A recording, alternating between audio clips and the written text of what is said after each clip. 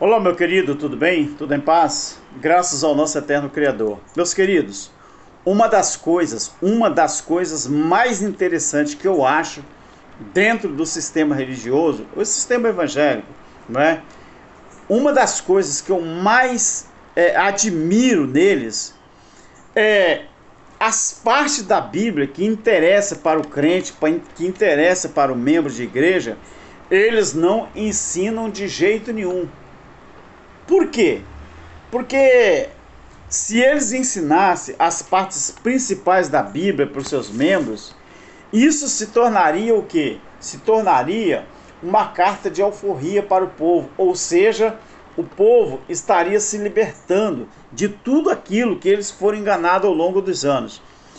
Preste atenção que aqui em 1 João, no capítulo 3, 1 João capítulo 3, a partir do versículo 14. No primeiro século, isso aqui já era uma realidade. Você imagina hoje, no primeiro século, isso aqui já era uma realidade. Olha, 1 João capítulo 3, a partir do versículo 14.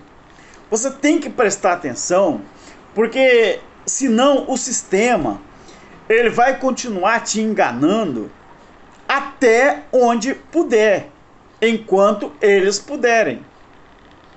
Isso aqui, queridos, isso aqui talvez é uma das maiores incoerências que existe entre o sistema religioso e a Bíblia. A Bíblia fala de um jeito, eles falam de outro. Por exemplo, eu fui ensinado durante muitos anos no sistema religioso que a salvação eterna ela vai se dar quando Jesus arrebatar a igreja.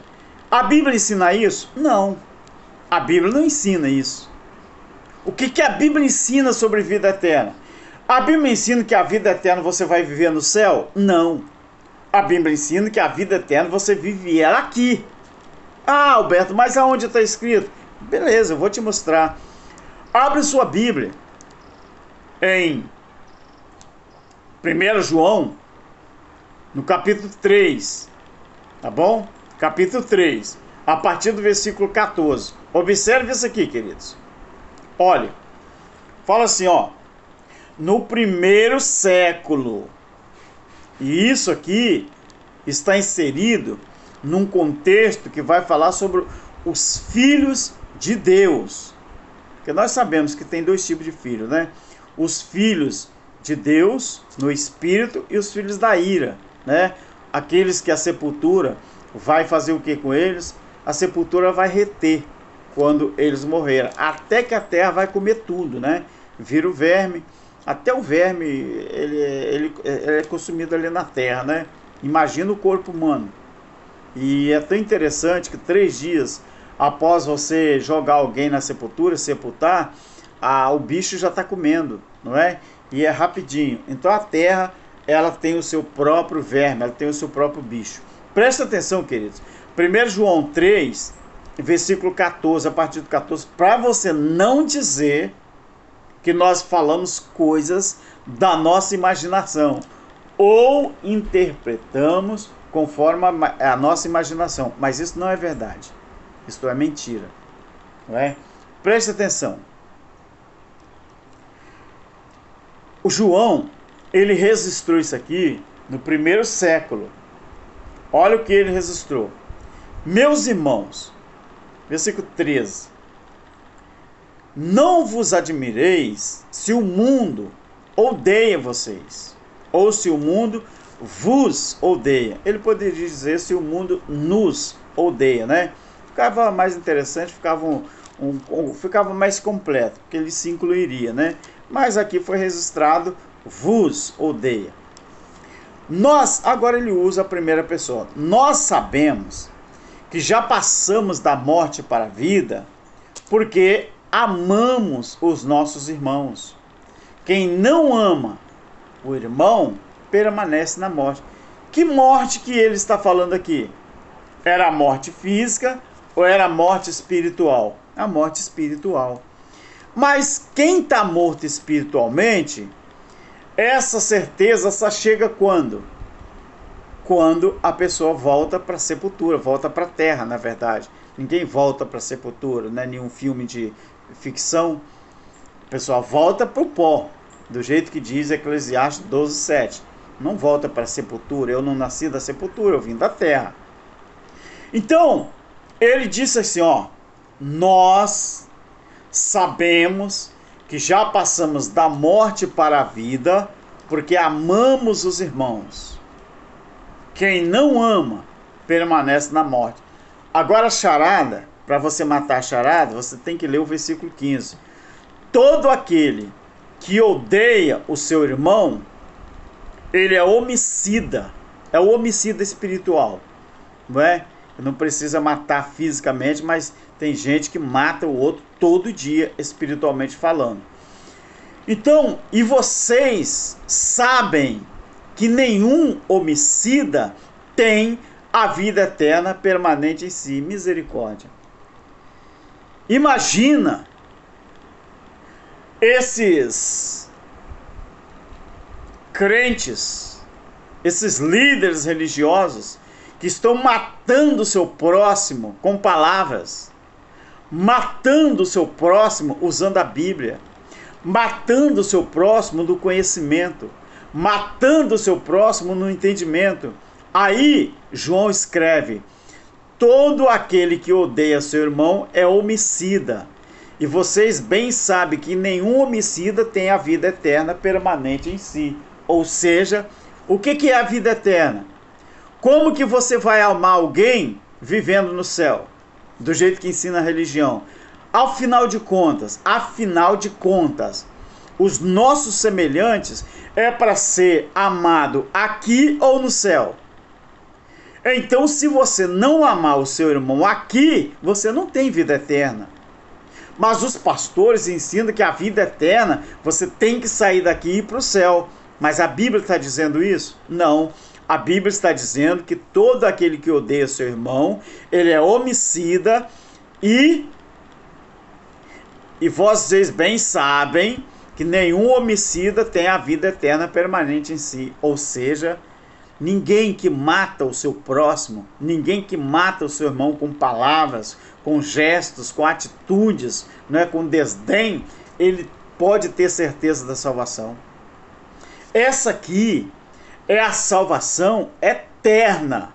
Nada a ver com a salvação do juízo. A salvação do juízo eu vou te mostrar onde ela está registrada. Isso aqui, ó, é a salvação eterna. Aí, o nosso irmão João, ele escreveu assim, olha, versículo 16. Nisto conhecemos o amor que Cristo deu a sua vida por nós e devemos dar a nossa vida pelos irmãos. Quem tiver, isso aqui é condicional, tá? Quem tiver, ele não está obrigando, ele não disse que todo mundo é obrigado, ele falou, quem tiver bens no mundo e vendo o seu irmão necessitado, cerrar-lhe o coração, isto é, não ajudar, cerrar o coração, figura de linguagem para faz de conta, faz que não vê, ou seja, o que é isso aqui? É vista grossa. Faz que não vê, ou cerrar o coração, como estará nele o amor de Deus? Você imagina, queridos, você trazendo essa mensagem, trazendo esse estudo dentro de um templo religioso desse aí, dos Malafaias, dos morcegão, trazendo esse estudo dentro de uma assalpão dirigido por esses líderes religiosos, que cada dia mais eles querem mais, eles querem ganhar muito dinheiro do pobre, do ofertante, do dizimista, para ostentar aviões, ostentar mansões, ostentar viagens, né, ao exterior, ostentar, não é, carros de luxos, ostentar tudo, de relógio de 100 mil, 150 mil reais. Você imagina, queridos. E você ainda tem coragem de colocar no comentário que nós somos hereges e não sabemos o que estamos falando, então vá de contra a palavra, vá de contra o que está escrito. Não venha de contra nós que estamos lendo o que está escrito.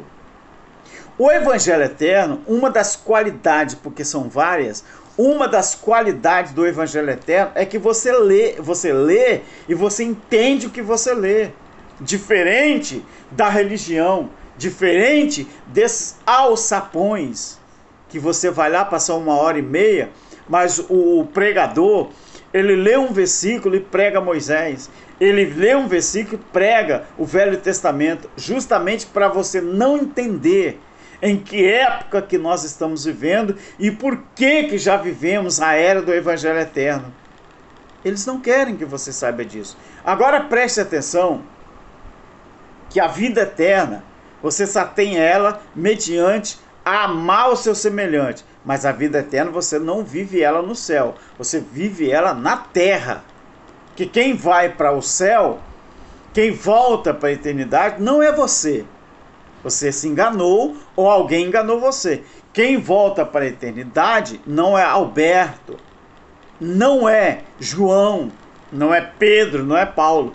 Quem volta para lá é o Espírito de Deus que está dentro de nós. Você não vive a vida eterna como carne aqui nessa terra.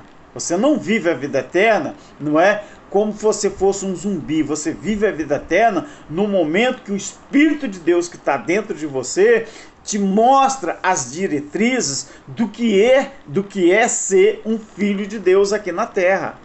O filho de Deus aqui na terra, ele não mata espiritualmente o seu próximo.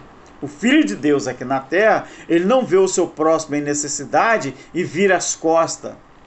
O Filho de Deus aqui na terra, no Espírito, ele não usa a Bíblia para pregar mentira para ninguém. Não. O Filho de Deus aqui na terra, quando ele vem aqui, ele vem para amar o seu semelhante. Ele não vem para matar ninguém espiritualmente. Isso aqui é a qualidade daqueles que já vivem a vida eterna aqui. Agora, eu vou te mostrar em João, no capítulo 5, preste atenção, eu vou ler o versículo 24, o contexto, sabe o que fala? A vida por intermédio do Filho. O contexto, o subtítulo, a vida por intermédio do Filho. Preste atenção. A partir do versículo 16, para você entender o contexto, eu vou terminar o vídeo. Capítulo 5 de João, a partir do versículo 16. Eu vou ler até o versículo 24.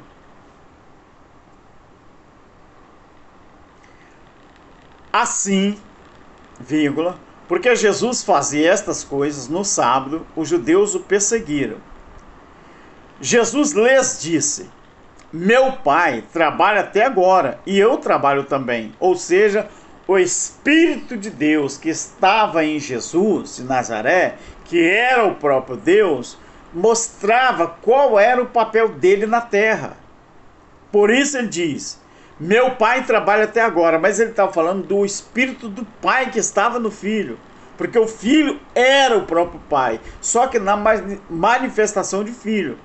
Por este motivo, presta atenção, querido, por este motivo, os judeus ainda mais procuravam matá-lo. Não só quebrava o sábado, mas também dizia que Deus era seu próprio Pai, fazendo-se igual a Deus. Mas não é isso que diz Colossenses capítulo 1? Não é isso que diz? Ou eles não conheciam Colossenses? Talvez ainda não, né? Em verdade, Jesus disse assim: em verdade, eu digo a vocês que o Filho, por si mesmo, tá vendo aqui, querido, não pode fazer coisa alguma, tá vendo? Como era a pessoa do Pai. Se Jesus, ele fosse só Filho de Deus e Deus estivesse no céu, ele não ia fazer nada. O Filho por si mesmo, ele não pode fazer coisa alguma. Ele só pode fazer o que vê o Pai fazendo, ou seja, o Espírito de Deus dentro dele A mesma coisa que nós, queridos. Como é possível você falar que tem o Espírito de Deus dentro de você e odiar o seu irmão? Não tem, não tem. A matemática não fecha, a conta não fecha. Para você fazer coisas boas, amar o seu próximo, você tem que ter o Espírito de Deus dentro de você. Pelo contrário, não funciona. O filho por si mesmo não pode fazer coisa alguma. Ele só pode fazer o que vê o Pai fazendo. Como que Jesus veria o Pai fazendo as coisas? Não era o próprio Espírito de Deus dentro do próprio Jesus, que era Deus, não é? Movimentando aquela estrutura de carne? Porque tudo o que o Pai faz, o Filho faz igualmente. Ou seja, o Espírito de Deus dentro do Filho é que fazia o comando. É como você ligar um robô no terminal. A sua televisão funciona se você não apertar o controle remoto? A sua televisão não funciona. O seu celular, ele acessa alguma coisa se não tiver internet interligada nele? Querido, o Espírito de Deus dentro de nós é fácil você entender. Antigamente era difícil. Mas hoje a própria tecnologia te ajuda a entender o que é o Espírito de Deus dentro de nós. Porque o Pai ama o Filho e lhe mostra ele mostra tudo que ele faz.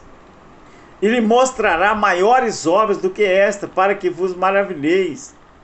Pois assim como o Pai ressuscita e vivifica os mortos, assim também o Filho vivifica aquele a quem quer.